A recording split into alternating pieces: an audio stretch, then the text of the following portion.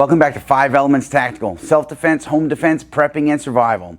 Today's video is on beginner pistol homework. I teach a lot of new gun owners or first-time shooters or people that are new to, maybe they've had rifles or shotguns in the past and they're new pistol owners. And when they come down in the classroom, we do quite a bit of training before we actually make it off to the range. And the first class is on safety and just orientation with the gun. Like, this button does this is how you do that, here's how you load it, how you unload it. The second lesson is on marksmanship. How do you stand, how do you breathe, how do you line up your sights, and all that type of stuff.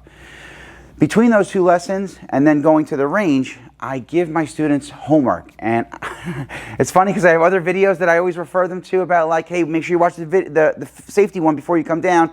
Make sure you watch the fundamentals of marksmanship before we get to that class. Make sure you watch the video on range bags so before we go to the range you know what you should have. And they always say, how come you don't have a homework video for the things you tell us to do for homework? So that's what we're doing today. Stay with me.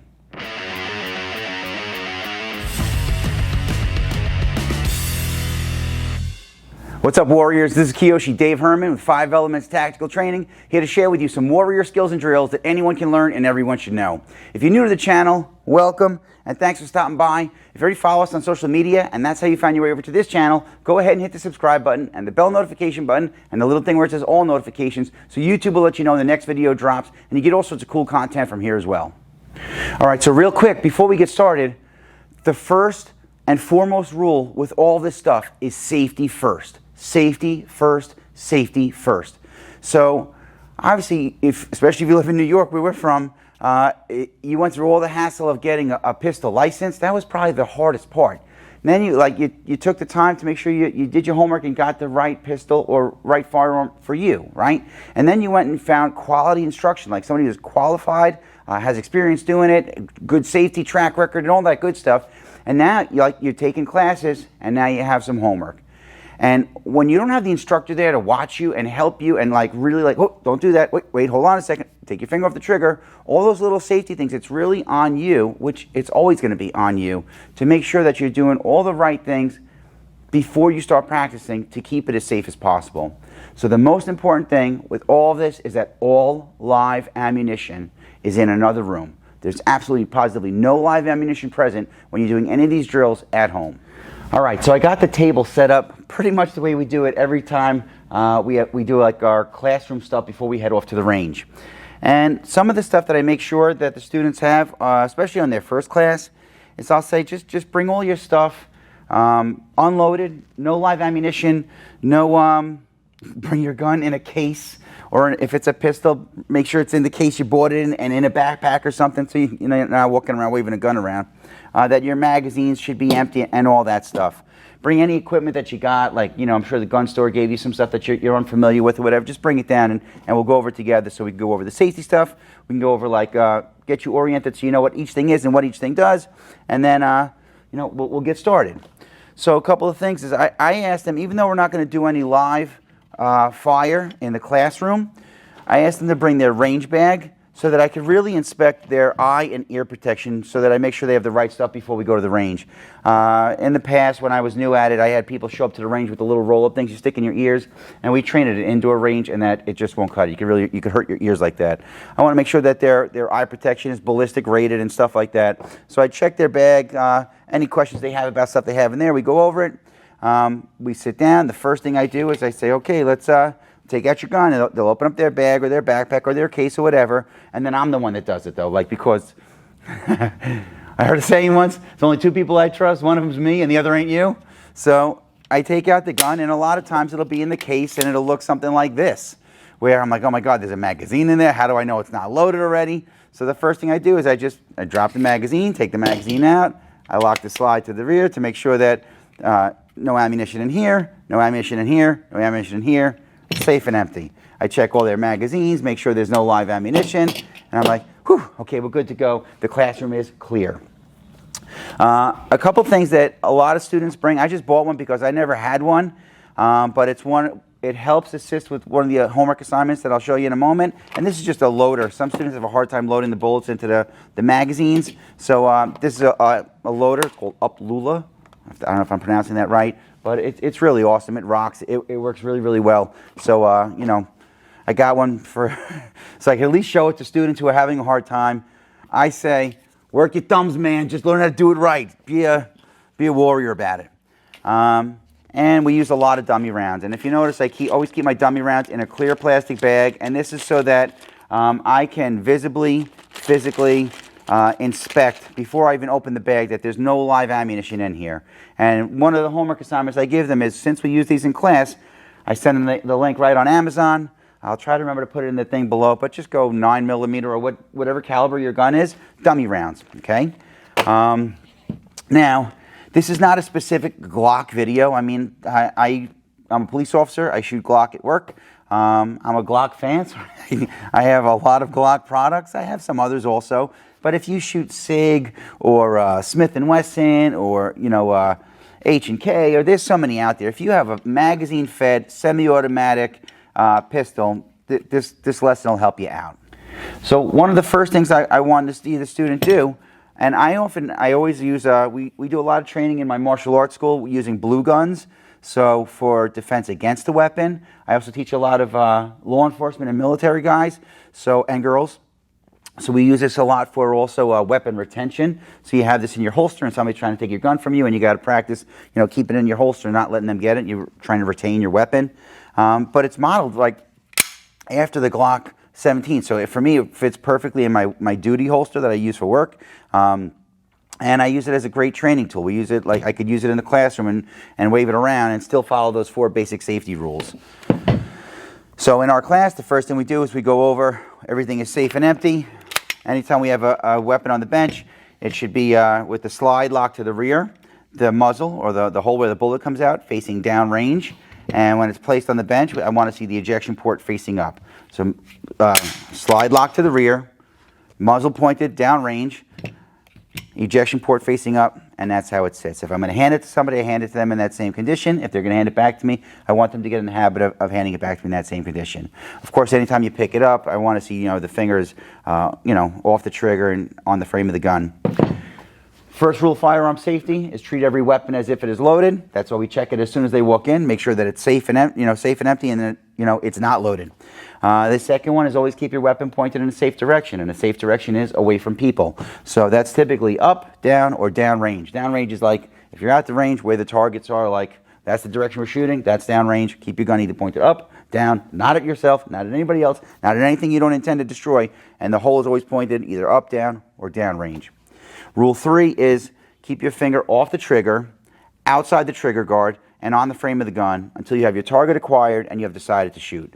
So, you know, if you're going to pick it up, no matter what we're doing, if you're not like shooting at that very moment, your finger's off the trigger.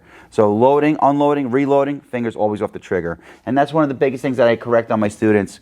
And sometimes I got to correct it on police students also. It's just, you know, for whatever reason, it is what it is.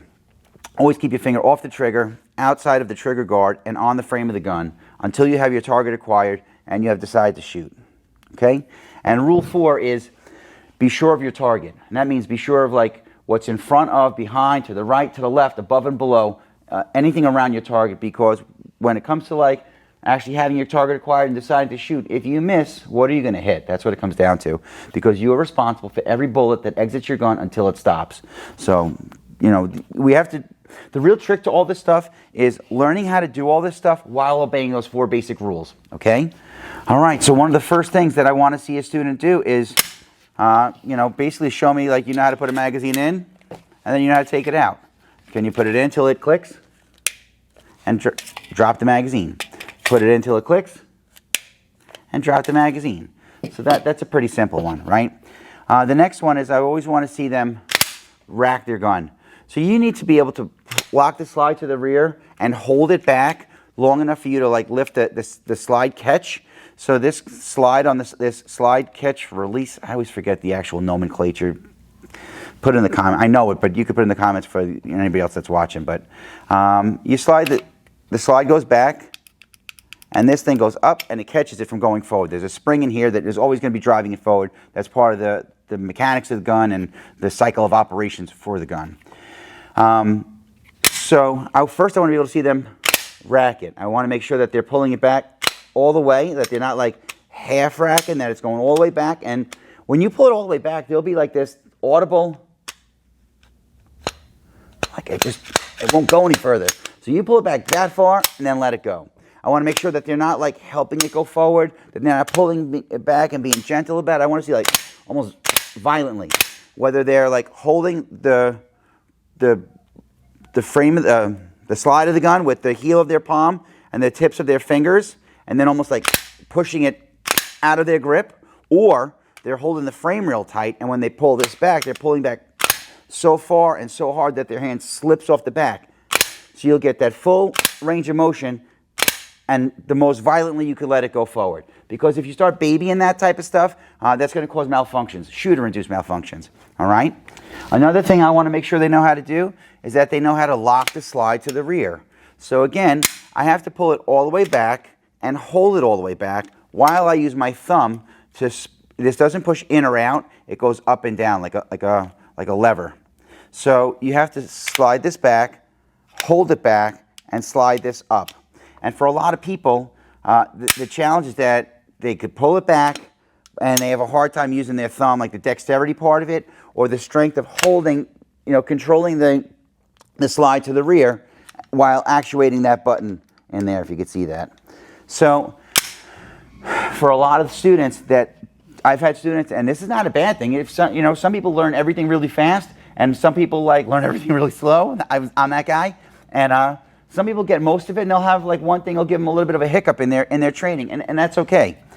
So what I tell them is almost like you do push-ups to make your chest strong and your arms strong and that type of stuff, and sit-ups to make your stomach strong, and squats for your legs strong. You're using finer motor skills and finer like dexterity things that you probably have to practice. That if you never did it before, that's how you learn. So I'll say pull it back and hold it back as far as it goes. 1/1000. Pull it back and hold it back. 1/1000. Pull it back and hold it back. Then we go to 3 seconds. 1/1000, 2/1000, 3/1000, 1/1000, 2/1000, 3/1000. And if you notice, I'm pulling it back hard. Now I'm tilting the gun around so that you guys could see, but ultimately you really want to do this so that the hole is always pointed downrange. Another thing I tell my students is that you're going to get a place at home to practice. If you're doing it at your kitchen table, you set it up like you're at the range. And whatever side of the table you're sitting on, that's behind the line. And the opposite side of the table is downrange. So you're going to make like you're already at the range, and this is your bench, and that's the target down there. And going forward, you have to get in the habit of no matter what I do, the hole in the front of this always points in that direction. Make sense?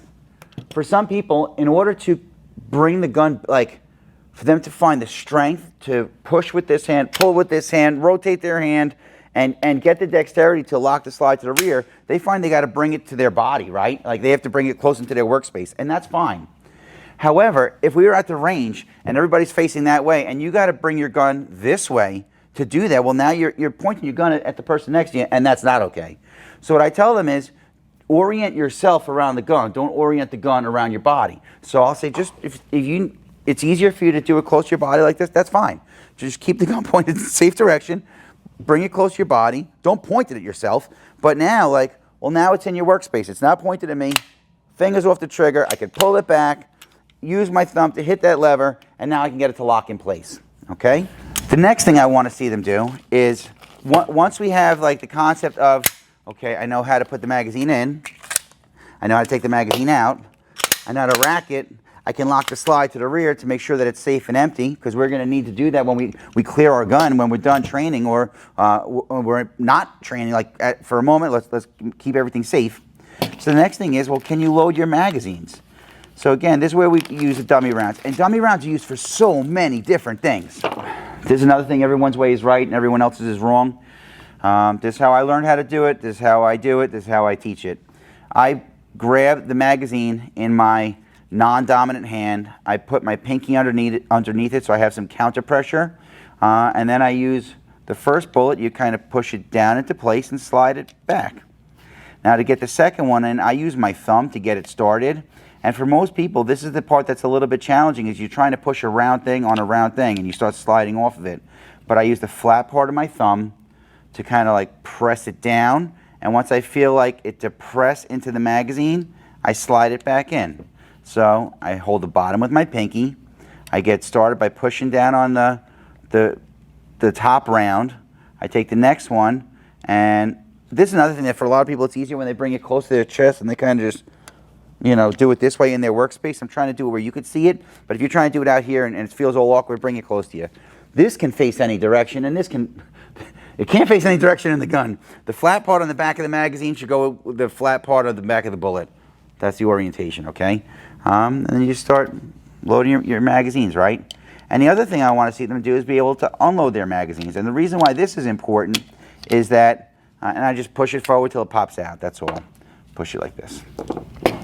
So if you have a gun for home defense, you're going to use a certain type of ammunition, and it's more expensive than range ammunition, so you don't want to waste that at the range.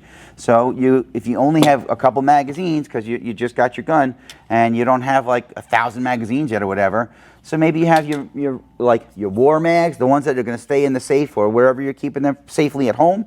And they'll stay home. And then you have other ones that you bring with you to the range. So you could do that too, but most people when they first start out, they only have a couple of magazines.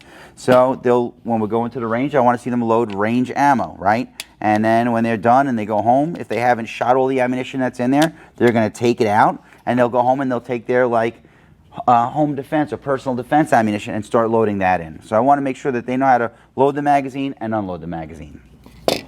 Now, for a lot of students who have a hard time doing this, especially in the beginning, and you can make fun if you want, but it's not just the girls or it's not just small hands or whatever. I've seen everybody, all different sizes, have a hard time with that. See, I never even used this yet. I even came with a cool sticker. No more pain. Sissies. Whatever. It is a very cool device, I gotta say. It is a really, really cool device. So the way this works, I had a student and I had never used it and he's like, I think it's broke, but it has a safety on there. So if you're like, it's not working, you just got to lift this little silver piece up and then it opens like this. And what you do is you slide it over your magazine. So this is the front, like the trigger part goes in the front. That's the front of your magazine. You slide it over. And what you do is you pull it in, push it down, load a bullet. Open it up, close it, slide it, another bullet. Open, show you from this angle, pull the trigger thing, plunger, squeeze it, goes down, it pushes the round that's in there down. You drop another cartridge in, let it go forward and slide up. It is really, you know what it is too with magazines, it's a spring on the inside, so as it gets more full, the magazine, the spring is under more pressure and it gets a little bit harder to put the later rounds in there. So again, close it, slide it, put one in, let it go forward and up, easy peasy. This even has a thing on the back side of it to help you unload it. So I don't know if you can see that or not. It says unloading. Trying to find an angle for you to see that. And there's a little hook thing that sticks out here and you kind of put the top of the magazine in there so the bullet fits into this groove and then you just push them out. Or you could pull it this way, whichever is easier for you, But that's another thing to help you load it. So again, what I want to see them do is I want to see them load a couple magazines. We usually do like 5 rounds, sometimes 3 rounds, usually 5 rounds. 2, 3, 4, 5. If you're just practicing loading and unloading, you could do it with 3 rounds. And if you have more magazines, it helps, you could just load dummy rounds into 3 or 4 or as many magazines as you want. But again, you want to practice loading your magazines, unloading your magazines, loading your gun, unloading your gun. All right, next. All right, so the next thing I want to see them do is, all right, pick up your firearm, finger off the trigger, pick up your magazine, load your magazine. So now it's loaded, meaning that there's bullets in there. Again, they're dummy rounds, so don't ever do this with live ammunition unless you're at the range and it's part of your exercise. But you got to be conscious that everything you're doing with dummy ammunition, but you still treat it as if it were live ammunition, okay? So we insert the magazine. The gun is now loaded, but if you could tell, it's not charged, meaning there's nothing in the chamber yet.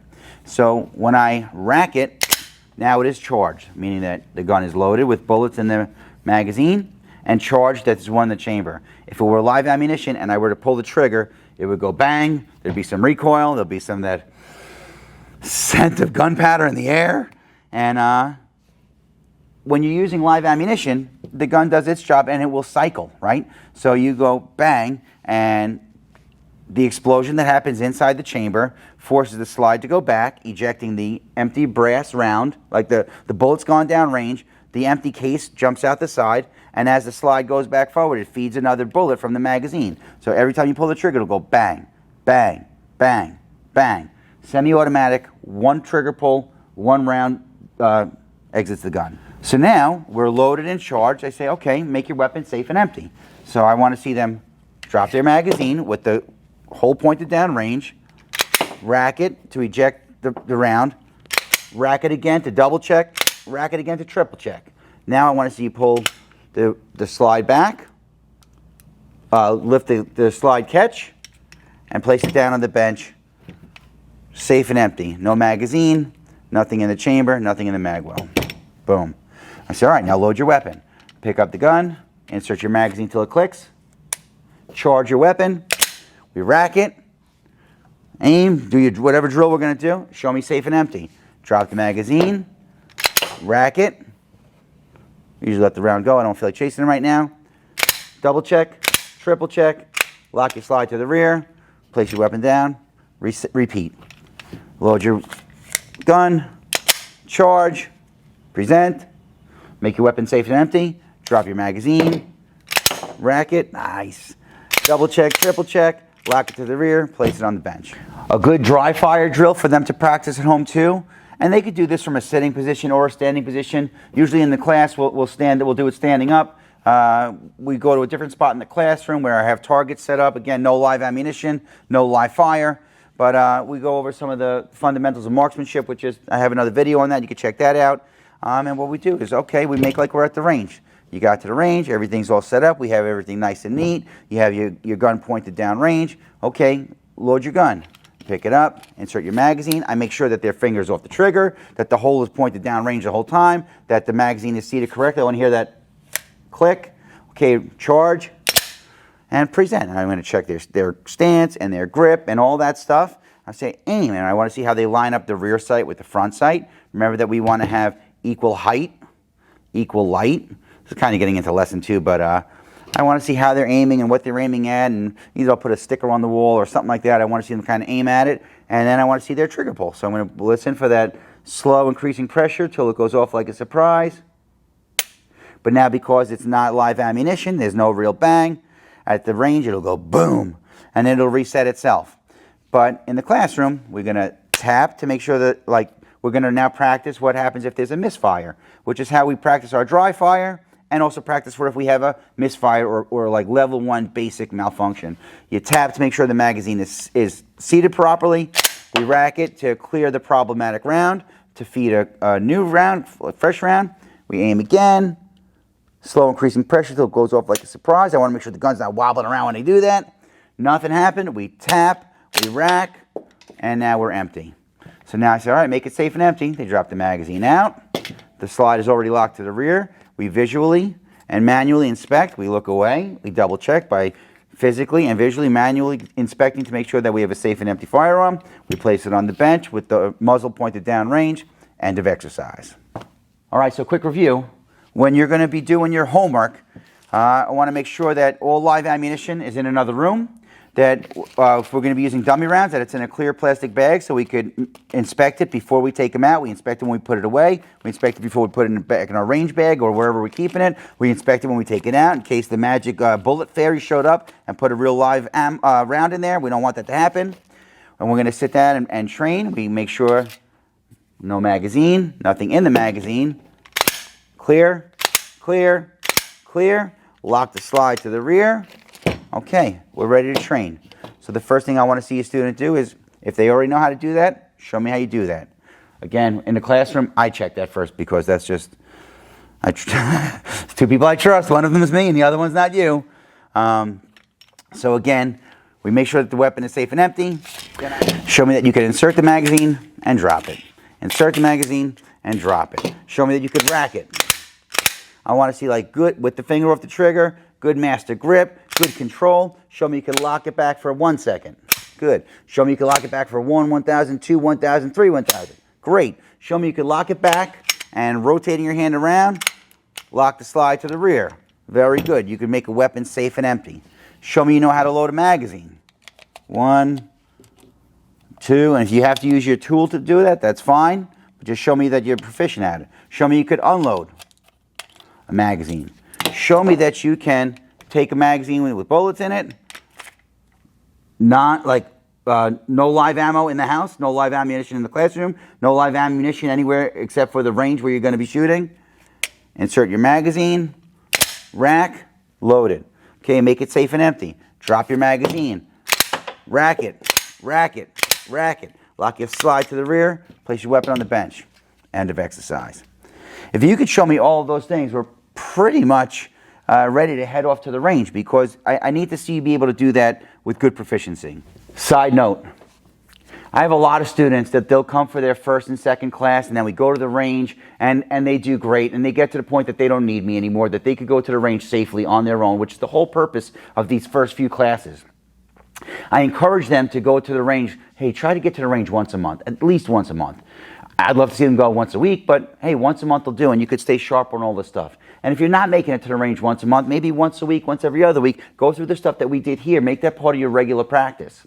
Now, 3 months later, 6 months later, a year later, I get phone calls from those exact students who, I didn't make it to the range. I was going to go, and I was busy, and ammunition's so expensive, and the range is kind of far, and gas costs so much, and all the.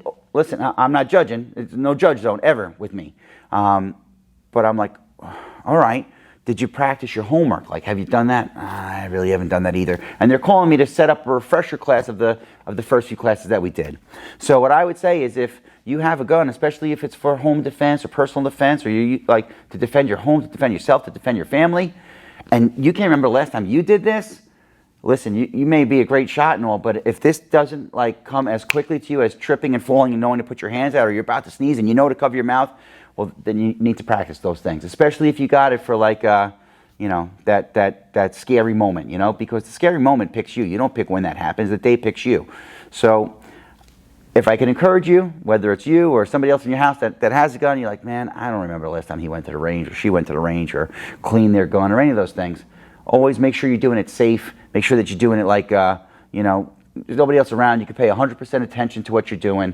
And most of all, do it safe. Do it safe. Do it safe. And don't use YouTube to learn how to do stuff. You should use this as like a refresher or as a reference tool, right? So like you took a class. You had somebody show you how to do it. They corrected you because you might be watching me, but I'm not watching you right now, so I can't see if you're doing it right or wrong for me to like, get your finger off the trigger. That's why you need to get some good instruction. And it's pricey, don't get me wrong, but it's definitely worth it, especially when it comes to something like this. Just a quick reminder, before you go and start doing this stuff at home, make positively sure that there's absolutely no live ammunition present. There should never be any live ammunition present when you're like doing any sort of gunsmithing, gun cleaning, or even like dry fire practice or practicing your fundamentals. Make sure that all your live ammunition is in another room. Well, if you made it this far and you like what I'm teaching and preaching, go ahead and give me a thumbs up and like this video. If you're loving it, go ahead and hit that subscribe button. And if you got to have it, make sure you hit the bell notification button and the little thing where it says all notifications, so YouTube will let you know when the next video drops.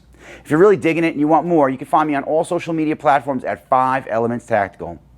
That's all I got for now, Warriors. So until our paths cross again, pray for the best, prepare for the rest. I'm Kiyoshi Dave Herman with 5 Elements Tactical Training. Thanks for watching.